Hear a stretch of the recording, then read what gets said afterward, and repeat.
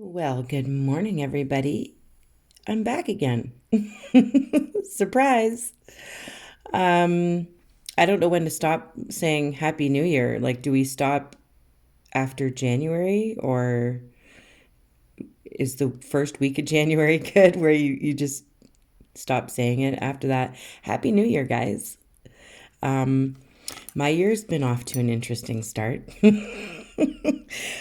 You guys saw me do this on a recent video that I posted where I use a compass to put a circle on my stone. And then I covered my pencil that I drew the circle on with gold. Then I fill in the center with black and I let it dry. But I'm keeping that little center spot there just for reference, just so I know where the center is. I'll cover up anything that I don't need after. I'm just using a finger sponge. I'll post a correct link in my description for these on Amazon. They are very handy, and I use them like pretty much on every stone. So this is just to smudge out any paintbrush marks. I don't like the brush marks in my paint for most of my things, so I just use a sponge to blend it all out so it's nice and smooth and even layered, no texture. So yeah, so I just fixed my gold outline, and now I've used my Cricut to print off this. This is so easy to draw. But of course, I'm utilizing the stuff that I have at my desk, so I'm using up this stencil that I printed. Basically, I'm using transfer tape to put it onto this tape so that I can stick it onto my stone. We're not going to be keeping it on there. It's just like a stencil, I guess. I'm using it as a stencil instead of actually keeping this on my stone. So I've put it in the center as much as I can possibly tell. And now I'm sponging around it just on the outside of the vinyl, just on the outside. I want there to be a noticeable gold glow coming from the semicolon symbol. This semicolon is a symbol of hope.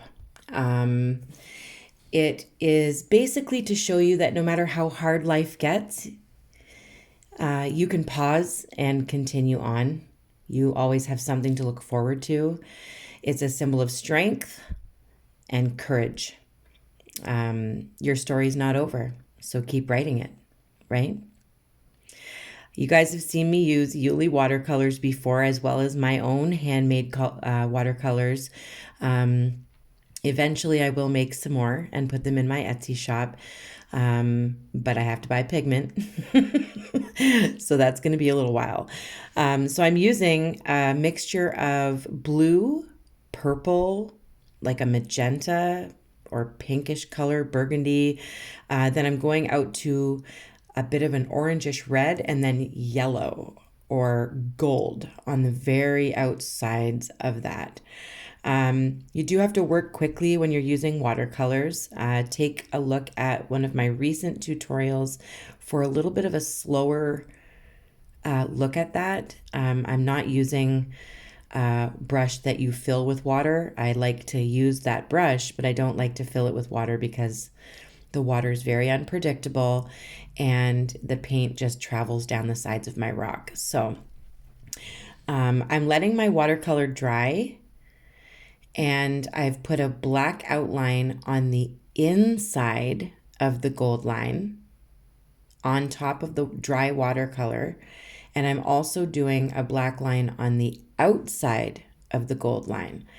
It's up to you if you want to do that, but that's what I'm doing right here. And I'm also making sure that my gold line is visible. So I redid that as well. And now I'm outlining the outer edge of it. So you can choose whatever you want to do on the inside of your semicolon stone, like in that background. You don't have to use watercolors. People have been asking, how do your watercolors not run down the rock when you seal it? But for some reason, they stay put. I don't know. It's been fine with all of my watercolors, not just Jeannie's watercolors from Watercolors on Etsy. The ones I handmade myself didn't run either, and it might be because I'm using art resin, but I'm really not sure. I haven't had an issue since I started with my watercolors running down the rocks. So maybe it's the resin. I don't know.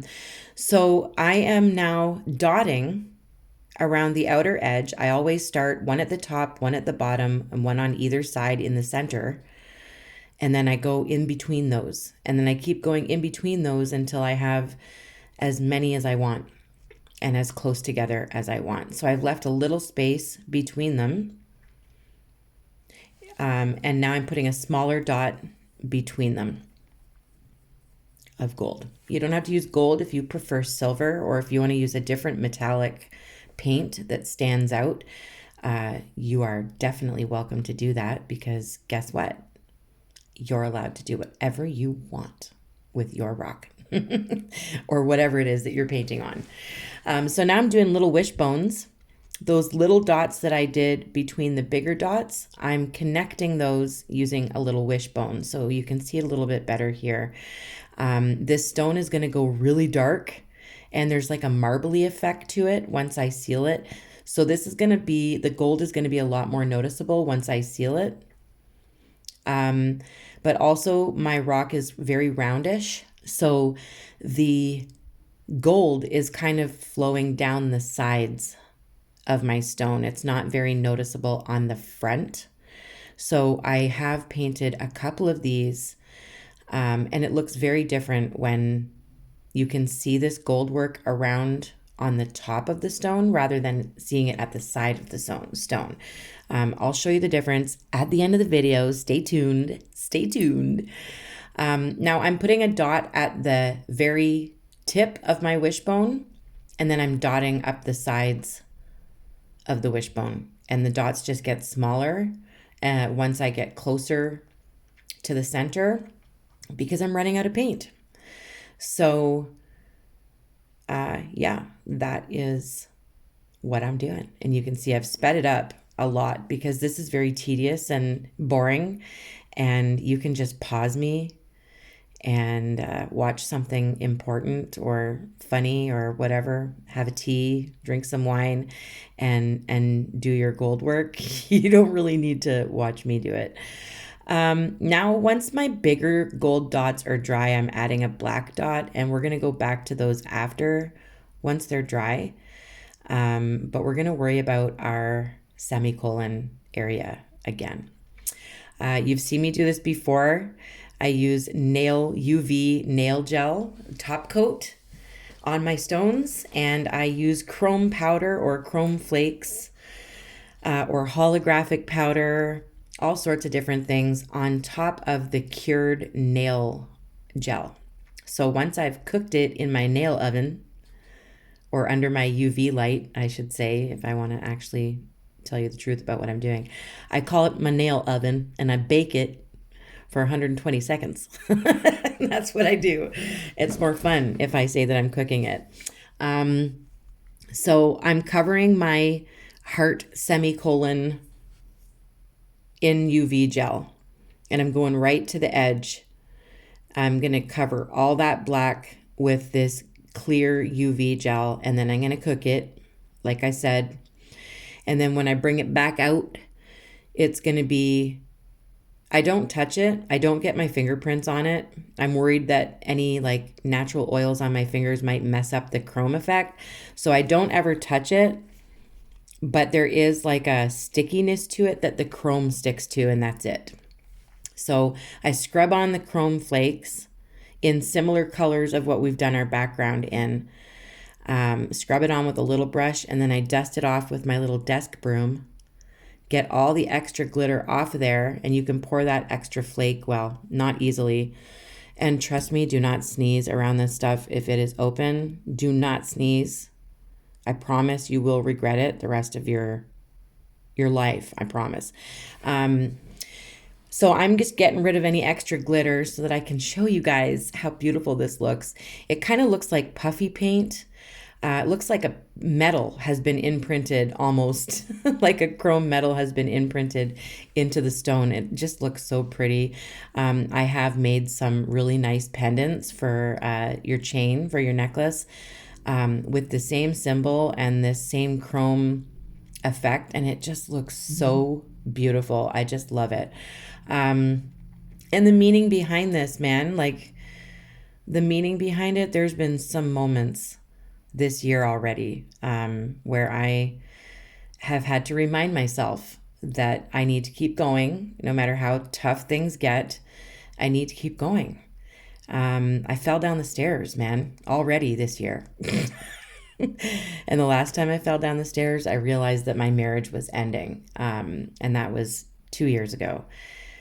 So on the verge of ending, I should say. It was just really noticeable at that time. It really stands out. So I fell down the stairs this year already, and I'm hoping that in like a lion, out like a lamb, maybe. So this is how dark the rock is going to go once I seal it with resin. I've just put some water on there. And I've also chromed those black dots around the outer edge. Once they were dry, I did the same effect as the heart, semicolon.